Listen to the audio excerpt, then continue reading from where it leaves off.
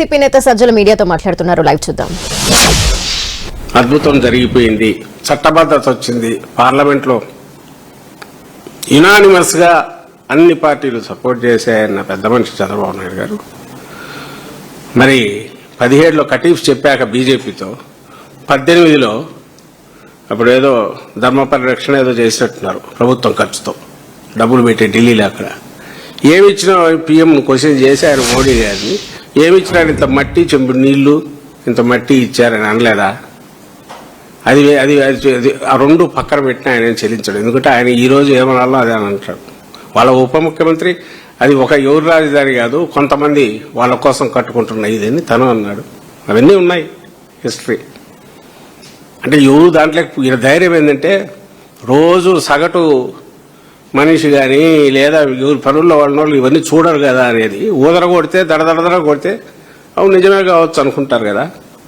కొన్ని మాలాంటి వాళ్ళం ఎవరన్నా రేజ్ చేసామనుకో వాళ్ళకి పని బాటలేదు, యాంటీ డెవలప్మెంట్ యాంటీ స్టేట్ అని ముద్ర వేస్తే ఆయన చేతిలో ఉన్న ప్రాపగాండా మెషిన్ ఏదైతే ఆయన నిర్మించుకున్న వందల కొద్ది యూట్యూబ్ ఛానల్ కావచ్చు, అలాగే మెయిన్ స్ట్రీమ్ మీడియాలో ఆయన దోపిడీ గజదొంగల ముఠాలో పార్ట్నర్స్ కావచ్చు, వీళ్ళందరూ కలిసి దడదడ ఊదరగొడితే ఈ వాయిస్ పెద్ద వినపడదు కదా, ప్రతిపక్షంగా మేమున్న మా వాయిస్ వినపడదు కదా అనేది ఆయన బలమైన నమ్మకం కావచ్చు. దానివల్లే నిన్న ప్రతి మాటలో అబద్ధం మాట్లాడుతూ వచ్చాడు. ఒక్కటంటే ఒక్కటి నిజం లేదు. నేను ఇంకొక ఆశ్చర్యం మీరు గమనించింటారు అందరూ మాటల మధ్యలో. నిన్న ఈరోజు అదే పనిగా చూస్తూ వచ్చిన ఎక్కడన్నా ఒక్క మాట అన్నా ఏదేమనుకుంటే ఏదీ లేదు. పైగా జగన్మోహన్ రెడ్డి గారు వైఎస్ఆర్సీపీ ఈయన ఒక అద్భుతమైన ఇది చేస్తుంటే అమరావతి మీద కులముద్ర వేయబోయారంట. మేము వేయడమేంది, నిన్న మీ సోదరి ఆమె రేణుకా చౌదరి గారు రాజ్యసభలో తొడగొట్టి, ఎందుకంటే ఆమె తొడగొట్టడం అలవాటు, ఇప్పుడు తొడగొట్టి ఏదో అన్నారు, పెట్టరా అమరావతి పిలవరా కమరావతి అని. అంతకుముందు ఆమె అన్నారు ఆమె కొండ మీద అమ్మవారు కిందకి అమ్మవారు అని. మేమంటున్నది కాదు. పాపం నాకు తెలిసి కమ్మవారు అందరూ కూడా అనుకుంటుంటారని అనుకోను.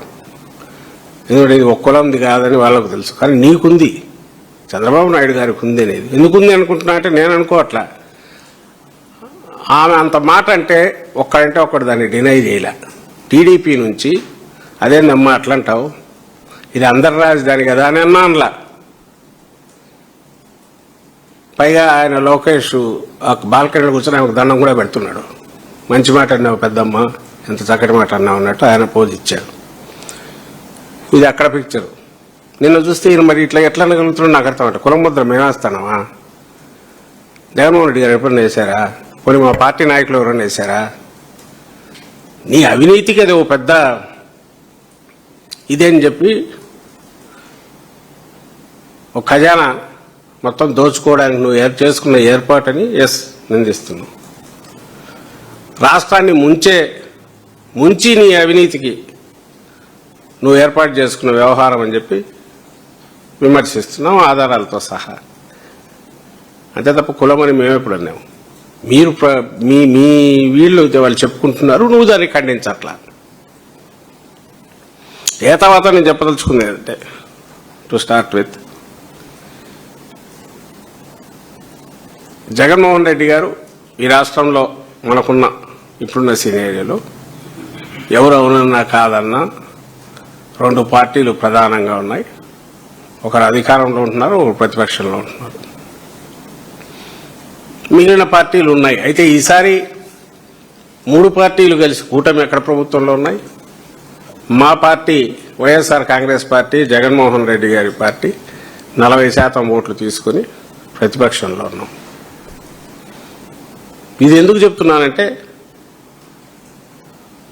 వైఎస్ఆర్ కాంగ్రెస్ పార్టీ మాట్లాడినా, తెలుగుదేశం పార్టీ మాట్లాడినా దట్ హ్యాజ్ రెలవెన్స్ ఖచ్చితంగా ఉంటుంది. ఎందుకంటే ప్రధాన పార్టీలు అధికారంలోకి రాగలిగిన పార్టీలు, వచ్చే అవకాశం ఉండి వాళ్ళ విజన్ ఇంప్లిమెంట్ చేయగలిగిన పార్టీలు. అట్లే జగన్మోహన్ రెడ్డి గారు, చంద్రబాబు నాయుడు గారు వాళ్ళు ఏది మాట్లాడినా దానికి వాల్యూ ఉంటుంది. ఇప్పుడు రాష్ట్రం మొత్తం అలాగే పక్క రాష్ట్రాలు కావచ్చు, ఎవరైనా సరే ఆంధ్రప్రదేశ్ పరిశీలిస్తున్న వాళ్ళైనా జగన్మోహన్ రెడ్డి గారు మాట్లాడింది విన్నారు, అమరావతికి సంబంధించి చంద్రబాబు నాయుడు గారు మాట్లాడింది విన్నారు. ఇందులో క్లారిటీ ఆఫ్ థాట్ ఇద్దరికీ ఉంది. జగన్మోహన్ రెడ్డి గారికేమో రాష్ట్రం మీద బరువు పడకుండా,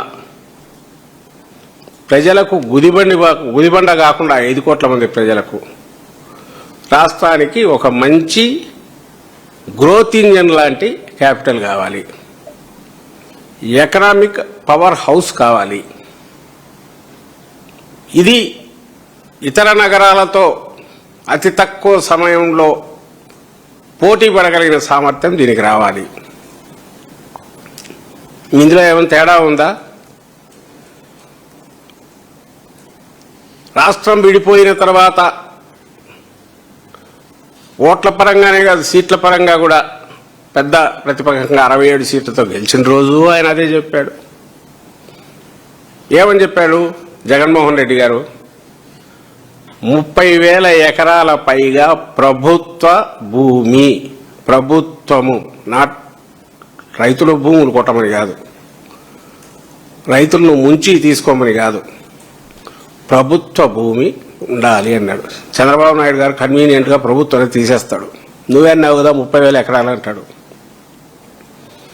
జగన్మోహన్ రెడ్డి గారు ఎందుకన్నారు అంటే, క్యాపిటల్ అనేది ఇంక్లూజివ్ క్యాపిటల్ కావాలంటే, అఫోర్డబిలిటీ ఉండాలంటే, మిడిల్ క్లాస్ కానీ లోయర్ మిడిల్ క్లాస్ కానీ ఉపాధికి అక్కడికి వచ్చేవాళ్ళు ఉండడానికి కానీ, ఉద్యోగ అవకాశాలకు అన్ని రకాల వాళ్ళు ఉండడానికి కానీ, ఇది మొత్తం క్లాస్ వీళ్ళు ఎలీట్ కాదు.